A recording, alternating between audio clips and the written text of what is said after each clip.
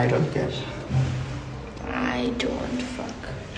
অনামিকা Oishi, hi বরিশালের সুন্দরী, তুমি যা করলা ফেসবুক পুরো কাঁপতেছে। তো দর্শক বন্ধুরা, আপনারা সকলেই জানেন বর্তমানে কিন্তু প্রিন্স মামুন এবং কি লায়লা আপুর মাধ্যমে কিন্তু বড় একটা ঝামেলা চলতেছে।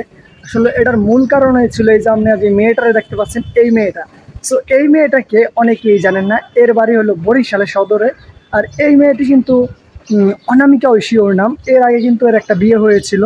সো এর ভিতরে হয় কি, প্রিন্স মামুনের সাথে কিন্তু এর একটা রিলেশন থাকে।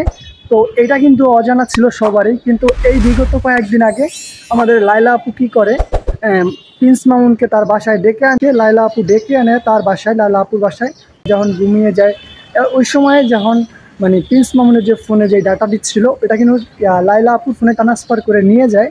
নেওয়ার পরে কিন্তু সে তার পরিচিত যে সাংবাদিক ছিল তাদের মাধ্যমে কিন্তু এই ভিডিওগুলো আসলে ভাইরাল করে দেয়। তো দর্শক শ্রোতা, অবশ্যই আপনাদেরকে দেখাবো।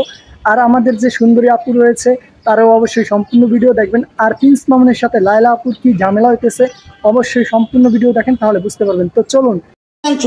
তোমাকে আমি কোথায় ডেকে আনছি দেখ। তোরে না তুই না তুই কস। তোরে না বলেছি আমি।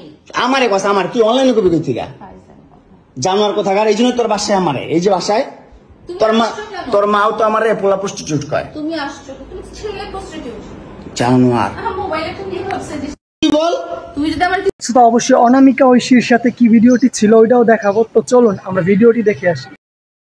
আমি পয়সা গেছি মাইন কারচি পায় I don't care. আমারও